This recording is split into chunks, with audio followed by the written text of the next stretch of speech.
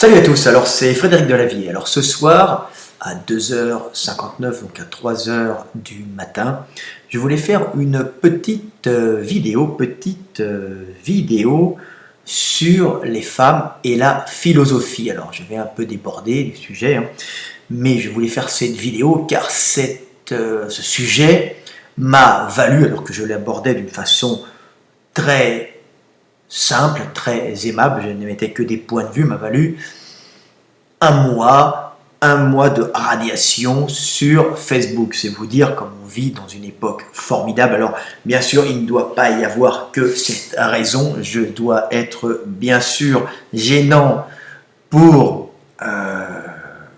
le pouvoir en place, ou bien les gens qui pensent aider le pouvoir en place. Donc, il suffit de quelques abrutis au service ou des services de l'État pour faire chier le monde en allant faire des requêtes à Facebook et en bloquant les gens pour tout et n'importe quoi. Donc j'ai été bloqué une première fois pour 3 points de suspension qui m'ont valu d'être bloqué 3 jours. Dans la foulée, quand mon Facebook a été rouvert, j'ai été bloqué pour un texte sur la philosophie. Quand il avait été rouvert directement, une journée après, j'ai été bloqué pour ce même texte qui était resté sur un autre blog. Donc j'ai été bloqué un mois, donc ça fait maintenant un mois et demi que je n'ai pas de Facebook, pour le malheur, pas de moi, pour le malheur de tous les jeunes gens qui venaient sur mon Facebook s'instruire, comprendre la vie, les jeunes gens et les jeunes femmes, et souvent j'avais aussi les gens qui se blessaient et qui me demandaient des conseils. Que dois-je faire? Dois-je aller voir un médecin? On vient me voir parce que je suis le spécialiste mondial de la musculation. Je suis enseigné dans toutes les facs du monde. J'ai vendu des livres, des millions de livres. Donc j'aidais les gens gratuitement, avec plaisir, car je vis de mon travail et j'ai du temps libre pour apprendre des autres, et en même temps j'apprends en leur enseignant. Donc ils me parlent de leur pathologie et à ce moment-là je leur explique ce qu'il faut faire, comment les soigner, et aller voir les médecins des fois, car les gens ont des pathologies lourdes sans s'en apercevoir. Donc on m'a bloqué, on a fait chier le monde. Alors essentiellement les jeunes gens qui venaient me voir, ou les jeunes hommes, même des hommes plus âgés, ou des femmes plus âgées, blessées, qui venaient chez moi avant même des pays d'Afrique, du Moyen-Orient, du Maghreb, qui m'appelaient suite à des blessures parce qu'ils n'ont pas forcément de centres médicaux près d'eux. Alors je ne me substitue pas du tout à la médecine, je leur explique les symptômes, ce qu'ils ont et ce qu'ils doivent faire. Donc aller voir un médecin et orienter le médecin vers telle ou telle pathologie. Donc on m'a bloqué suite à un petit article sur la philosophie. Puisque je parlais de la philosophie, je disais dans le cadre de la relation amoureuse qu'il n'était pas fondamental de parler de philosophie aux femmes et qu'elles n'étaient souvent pas aptes à aborder et comprendre ces sujets, ce qui ne veut pas dire que toutes les femmes ne sont pas bonnes philosophes. Je vais maintenant expliquer ce qu'est réellement la philosophie. On se fait tout un film sur la philosophie, mais on va revenir au niveau plancher des vaches, donc au niveau ras des pâquerettes, et on va expliquer les choses telles qu'elles sont. Qu'est-ce que la philosophie? La philosophie, tout simplement, c'est des interrogations sur le monde. Sur le monde, pourquoi? C'est un truc de chasseur, la philosophie. L'homme étant un chasseur, les hommes sont philosophes. Pourquoi? Car les hommes vont à la conquête du monde. La philosophie, c'est une interrogation sur le monde pour le maîtriser et partir à la quête de la calorie qui nous permettra, nous les hommes, d'avoir la femme. Cette calorie qui lui permettra à la femme d'être rassurée et qui nous permettra, nous les hommes, de pouvoir lui donner cette calorie qu'on lui rapportera. Et cette femme, justement, pourra être assurée, et cette calorie lui permettra de porter nos enfants et d'éduquer nos enfants, de pouvoir les nourrir, tout simplement. Donc la femme ne va pas à la base à la recherche de la calorie. C'est très récent où les femmes sont dans le monde du travail. Les femmes avant étaient des génitrices, essentiellement des génitrices qui éduquaient les petits dans le cadre du foyer, dans le cadre de la caverne, et après dans le cadre de la hutte, dans le cadre de la maison. Les femmes étaient là à éduquer les petits, elles faisaient beaucoup d'enfants, car il en mourait beaucoup, même les femmes pouvaient mourir en couche, donc elles passaient leur vie de femme pendant des dizaines de milliers d'années à porter des petits, accoucher, les élever, porter, accoucher, élever, porter, accoucher, élever. Elles n'allaient pas à la quête du monde, s'interroger sur le monde, car leur métier de femme leur prenait tout le temps. Et si elles n'avaient pas fait ça, il n'y aurait plus d'humanité. Voilà, donc elles ont beaucoup de qualités de gestion de temps, de qualité d'éducation des enfants, de qualité de tendresse, aussi de sévérité, de savoir se comporter, de qualité d'attention, et de concentration permanente que les hommes ne peuvent pas avoir, mais les hommes, eux, sont des philosophes. Et qu'est-ce qu'un philosophe? Un philosophe, c'est tout simplement un homme qui s'interroge sur le monde pour pouvoir le maîtriser et en rapporter l'énergie, énergie qu'il donnera à la femme qui, elle, s'occupait 100% des petits. C'est pour ça que il y a des Socrates, des Platon, des Nietzsche, des Kant, des Spinoza, des Machiavel, et il y a peu de femmes philosophes. Alors, il y a bien sûr des femmes philosophes, mais ce n'est pas majoritairement des femmes. C'est pour ça que dans mon texte qui m'a valu une éradication de Facebook pendant plus d'un mois, j'expliquais que les femmes n'étaient pas fondamentalement philosophes, et qu'il ne fallait pas les aborder avec de la philosophie. Elles, souvent, ça ne les intéressait pas et elles n'y comprenaient pas forcément grand-chose parce que ce n'est pas leur intérêt principal dans la vie, tout simplement. Alors, il y a des femmes philosophes, bien sûr, il y avait, là on vient de me passer, j'avais étudié Hannah Arendt, qui fait des choses très intéressantes et qui a fait des recherches très intéressantes sur l'attitude des hommes face au pouvoir, face à la hiérarchie. Donc c'est très intéressant. Donc il y a des femmes philosophes, bien sûr, mais dans une relation amoureuse, dans le cadre d'une relation de séduction, majoritairement, ce n'est pas la philosophie qu'il faut aborder. C'est ce que j'expliquais dans ma vidéo. Tout simplement, les femmes, il faut les rassurer. Les femmes sont en général tournées vers elles-mêmes, la matrice, la génitrice, et il n'y a qu'à voir les revues féminines pour comprendre que tout est tourné vers elles. Elles sont le centre du monde, ce qui attire l'énergie des hommes qu'elles récupéreront pour donner la vie, porter la vie et la donner, et ensuite éduquer cette vie, donc un temps plein. Donc c'est l'énergie qu'elles récupèrent. Elles ne sont pas tournées vers l'interrogation, vers le monde, elles sont tournées vers elles-mêmes. Et quand on voit les revues féminines, ce ne sont que des revues qui vendent des sacs à main, qui vendent des chaussures, des fossiles, des crèmes de mincissante, des régimes, comment être belle, comment perdre du poids avant l'été, comment être sexy, alors que les hommes vont plutôt avoir des revues sur la grosse voiture, donc aller à la conquête du monde en voiture, se déplacer dans l'espace en voiture, des revues sur la bourse, des revues sur des activités mécaniques, techniques, le modélisme, la chasse aussi, les hommes, les chasseurs français. Donc les hommes s'intéressent plus à des choses qui sont des choses pour aller dans le monde. Le sport, c'est aller dans le monde, s'affronter, c'est un peu une vie sociale, mais qu'on fait un peu à l'extérieur. Donc on va à la conquête du monde, on va à la conquête de l'équipe adverse, comme on peut le voir actuellement à la Coupe du Monde. Le sport féminin est beaucoup plus récent, les femmes ont maintenant commencent à revenir, à venir sur le terrain des hommes, pas parce que les hommes les ont empêchés, tout simplement, maintenant elles en ont la possibilité technique qu'elles n'avaient pas avant, car avant leur rôle de femme était fondamental, permanente. Elles avaient leur rôle de maman, génitrice et éducatrice des petits dans les premières années. Comme elles en faisaient beaucoup parce qu'il n'en restait pas beaucoup à vivre, elles ne pouvaient faire que ça, et les hommes, eux, allaient à l'extérieur. Donc les hommes étaient des philosophes, donc la philosophie, comme on disait avant au 19e siècle, au 18e même on parlait de la philosophie naturelle, c'était la science, c'est l'étude de la science, l'étude du monde. Donc les hommes sont généralement des scientifiques, il y a évidemment des femmes scientifiques, mais majoritairement c'était les hommes, car les hommes étaient à l'extérieur pour comprendre le monde, le maîtriser et ramener cette énergie qu'ils ont pris au monde à la femme qui, elle, attirera les hommes, tout simplement. Hein. Donc les femmes ont besoin d'être, à la base, avaient besoin d'être belles, ne s'intéressaient pas réellement au monde extérieur, elles s'intéressaient à elles-mêmes, leurs enfants et la caverne qui les entoure, tout simplement, ou la maison. Donc un domaine très restreint et pas un domaine spatial. C'est pour ça que les femmes, en général, ont beaucoup plus de problèmes dans les perceptions spatiales et dans la reconnaissance spatiale.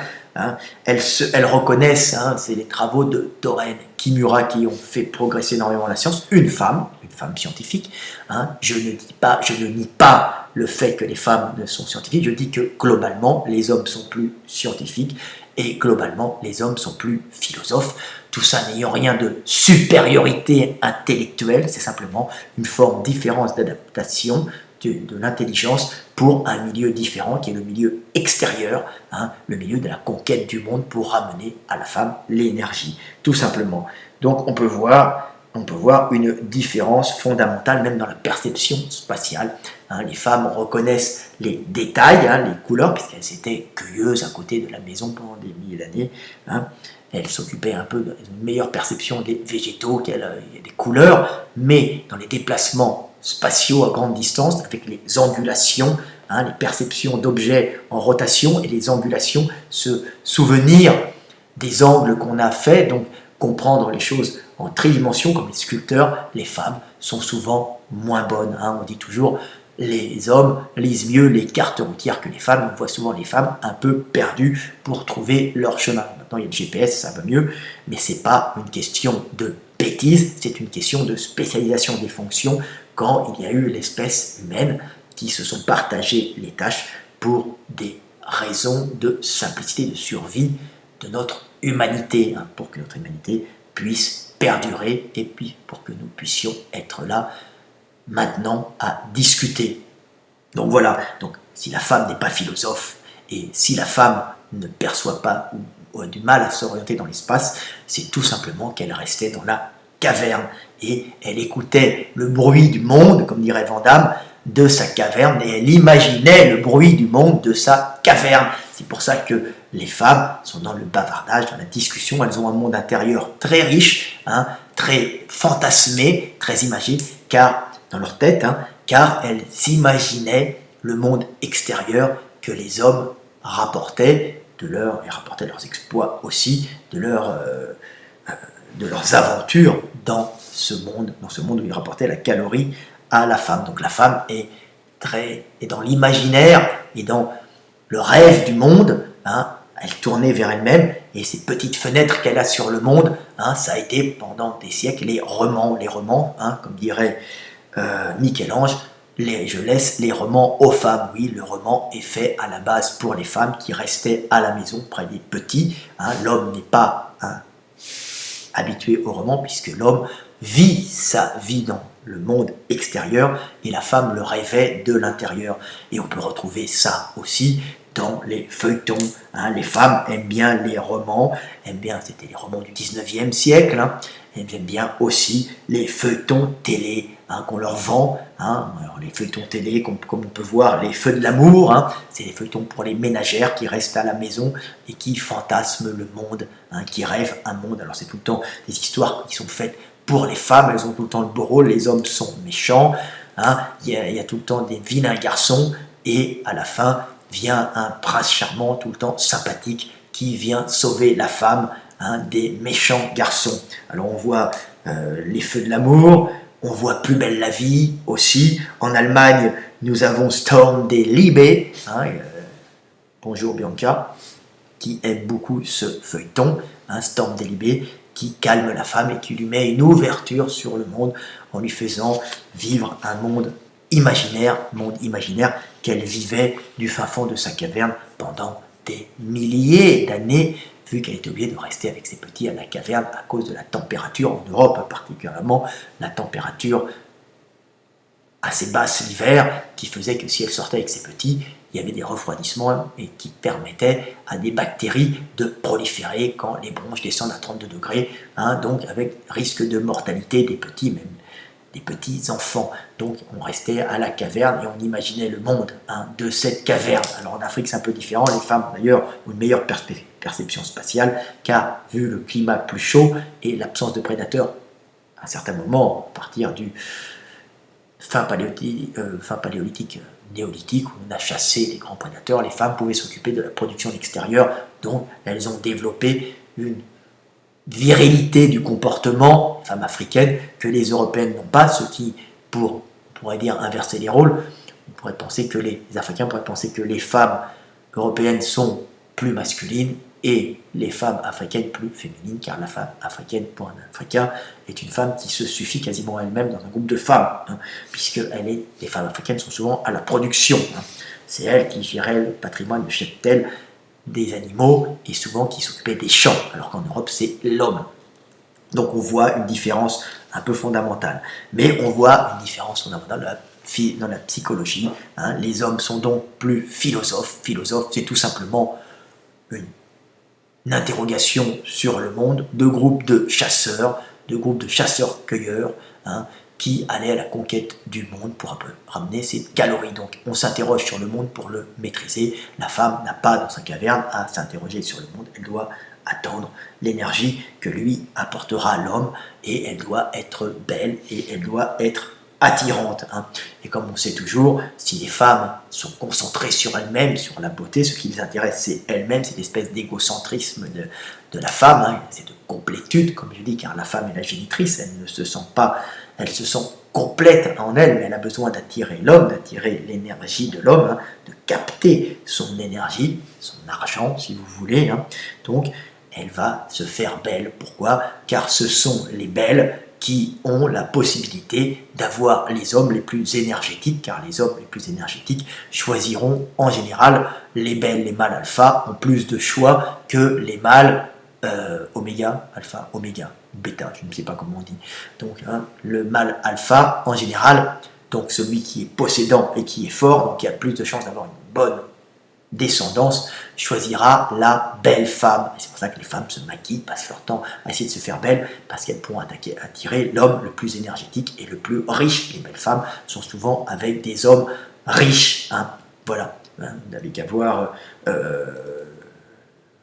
Gaillet, qui est avec un futur retraité à 36 000 euros. Vous voyez, donc la belle femme attire toujours l'homme riche, et l'homme riche peut avoir la belle femme. Belle femme, ce n'est pas, la beauté n'est pas quelque chose de subjectif, la beauté étant au niveau de l'évolution humaine, la fonctionnalité, c'est-à-dire la fonctionnalité reproductive. Une belle femme est une femme qui est bien constituée pour porter et accoucher et élever des petits par sa structure, tout simplement. La beauté est toujours fonctionnelle. La beauté n'est pas dysfonctionnelle.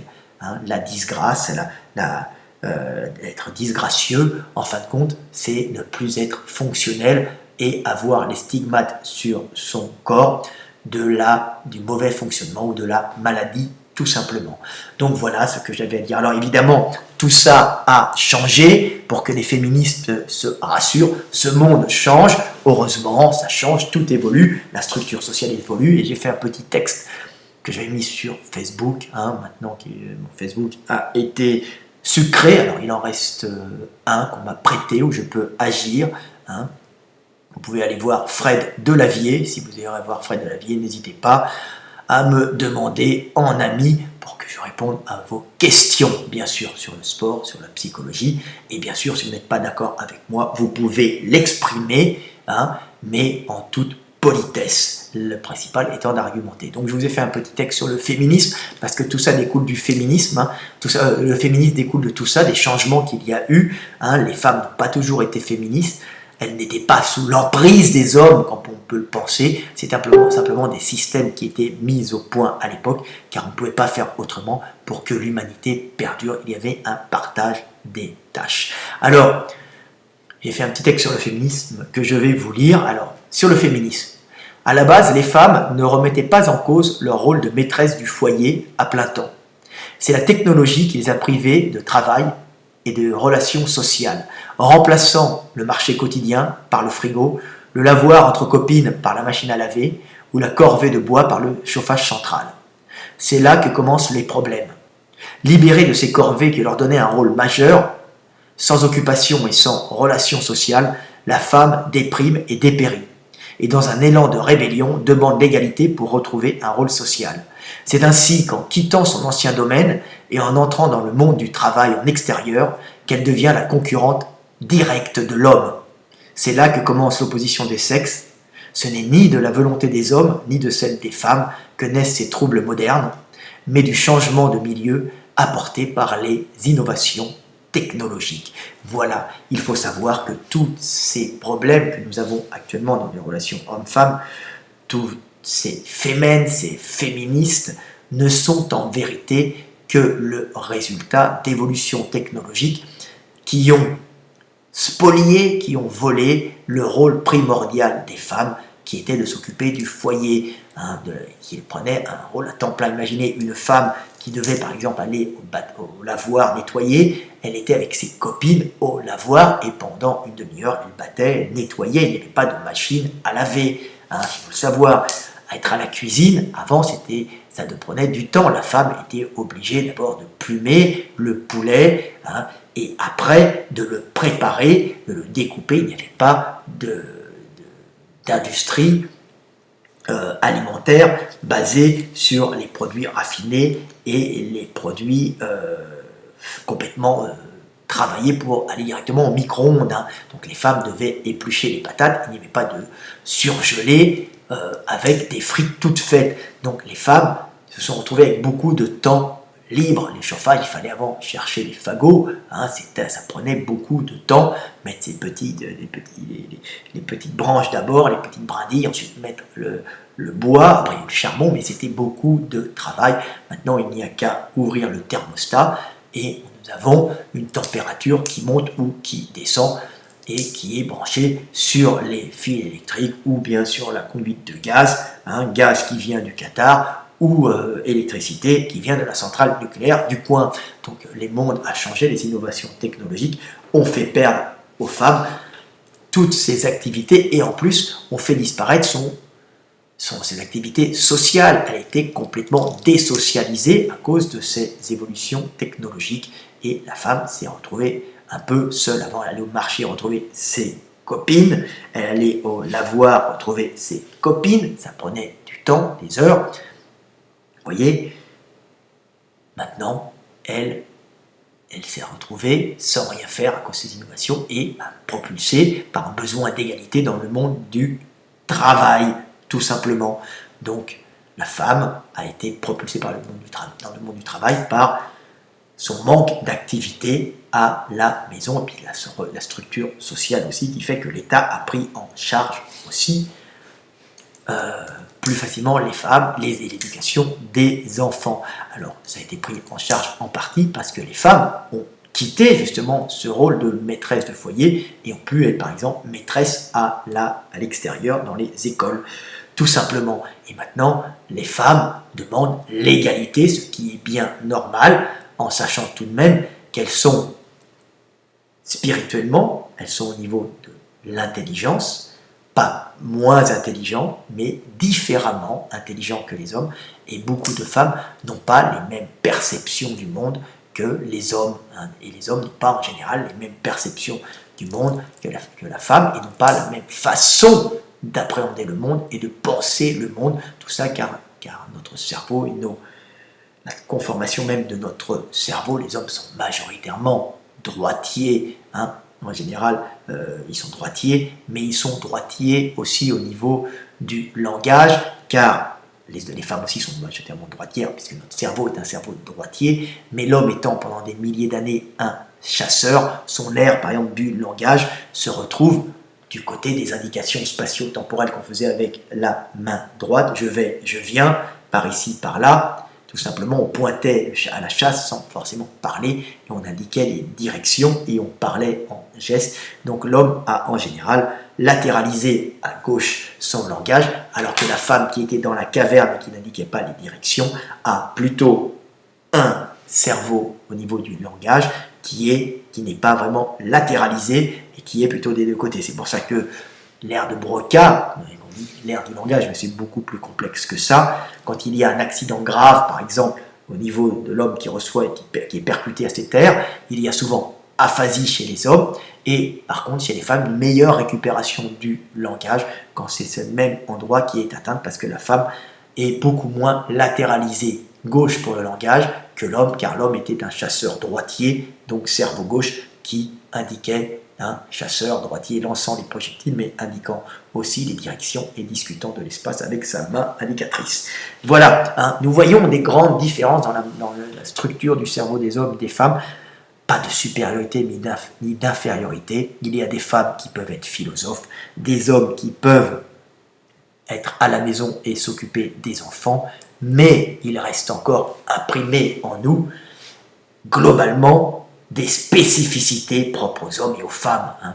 Un homme est beaucoup moins, par exemple, susceptible, capable de supporter un stress permanent qui correspond par exemple à éduquer en permanence un enfant et surveiller les enfants autour, ce qui demande une attention permanente. L'homme est capable de se focaliser pendant quelques instants de façon extrêmement concentrée, comme dans une chasse, hein, sur un objet, sur une chose, et après il baisse sa tension et il doit se reposer, alors que la femme est capable de maintenir une tension permanente, mais par contre résiste moins. Grand stress qui arrive d'un coup, hein, et la femme est très bonne pour des petits stress, le stress de l'éducation d'un enfant, hein, mais l'homme, sur des petits stress répétés, fait des gros problèmes et peut avoir de graves problèmes de santé, car il est plus puissant musculairement, son cœur bat plus et il va dégrader son organisme, hein, en étant stressé en permanence, alors que la femme a un organisme qui fonctionne plus lentement, un cœur moins puissant et moins de décharge d'adrénaline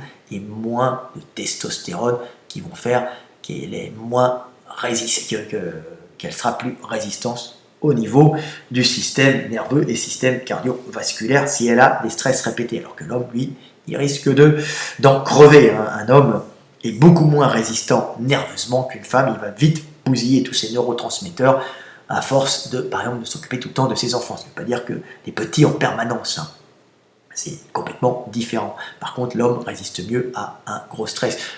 On voit par exemple les histoires de sidération. Les femmes sont faites pour être sidérées en cas de gros stress, donc ne pas bouger. L'homme est capable de garder sa lucidité et d'agir, parce que c'est un chasseur qui devait rester en vie pendant des centaines de milliers d'années. Nous sommes civilisés depuis 5 à 10 000 ans, hein, civilisation. Hein. Donc, mais avant ça, pendant 1 à 2 millions d'années, nous avons quand même vécu un monde totalement différent.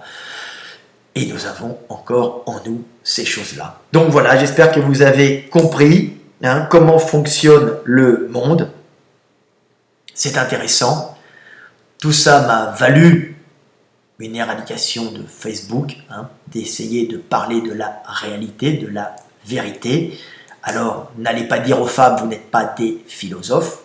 Allez simplement dire aux femmes que nous, les hommes en général, avons plus de facilité à nous interroger sur le monde. Ça vient naturellement chez nous, mais il existe des femmes, car c'est le chasseur qui s'interroge, et tout simplement, c'est rien d'extraordinaire, la philosophie. Maintenant, les jeunes gens qui vont avoir de la philosophie au bac, maintenant c'est passé, dites-vous que tout simplement, la philosophie était l'interrogation du chasseur sur le monde dans lequel il partait à l'aventure pour récupérer de l'énergie pour la femme. Et donc, il s'interrogeait en philosophe sur le monde, tout simplement. Alors que la femme ne s'interrogeait pas sur le monde, elle était le monde génitrice dans la caverne, éduquant les enfants, mais ne s'interrogeant pas sur l'extérieur, car elle n'en avait pas les besoins, c'était juste un partage des tâches. Voilà, 30 minutes. Voilà, j'espère que vous avez un peu compris comment fonctionne l'humanité.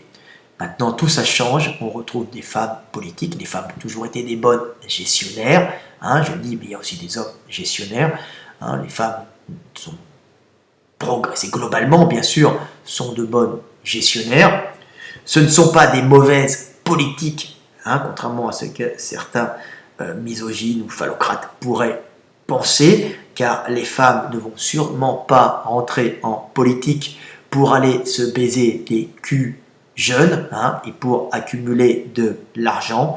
hein, pour avoir des femelles. Ça, c'est une maladie, malheureusement, typiquement masculine. Mais les femmes peuvent être de très bonnes gestionnaires en politique et peuvent être de très bonnes présidentes, bien sûr, hein, ou maires de ville. Pourquoi? Parce que génétiquement, elles ont une très bonne capacité de gestion des réserves énergétiques, hein, qui les entourent. Hein. Par contre, les hommes sont excellents pour aller à la prédation des réserves énergétiques du voisin en cas de manque. Et oui, chacun a ses qualités, qualités qui peuvent être défauts aussi, hein, en détruisant le monde autour de nous. Mais c'est vrai que par exemple, une société gérée par une femme faisant parfois, subissant une attaque extérieure, pourra être, alors bien sûr, moins apte à répondre à l'agression qu'à la femme. Alors il y avait Thatcher qui a fait le Malouine, bien sûr, mais généralement les femmes sont moins belliqueuses et moins aptes à aller à la recherche, aller dans la prédation. Hein. Elles récupèrent en général l'énergie des hommes, mais elles ne vont pas à l'attaque du territoire, tout simplement. Ben voilà, j'espère que vous avez compris un peu les différences entre les hommes et les femmes. Maintenant, tout ça a tendance à s'égaliser. C'est très bien. Moi, ça ne me dérange pas tant que je trouverai des femmes sympathiques pour être gentilles avec moi, tout simplement. Voilà, allez, à bientôt. C'était Frédéric Delavier. Paix sur terre, aimons-nous les uns les autres, faisons des bébés et essayons d'être performants où nous pouvons l'être, tout simplement. Et s'il y a des femmes qui sont bonnes en philosophie, qu'elles n'hésitent pas à en faire. Et s'il y a des hommes qui se sentent doués pour rester à la maison, qu'ils le fassent. Ce n'est pas mon cas. Moi, je suis un mâle pur et dur. Je n'y peux rien, c'est ma nature. Mais je comprends qu'il y a des variations et je les accepte. Voilà, à bientôt!